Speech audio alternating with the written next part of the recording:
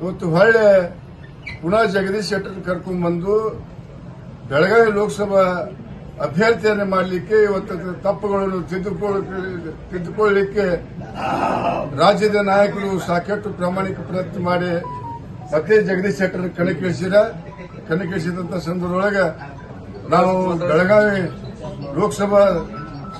ಸಂಸತ್ ಸದಸ್ಯರು 4 ಬಾರಿ ಸುರೇಶ್ ಅಂಗಡಿ ಅವರು ಆಯ್ಕೆಯಾಗಿ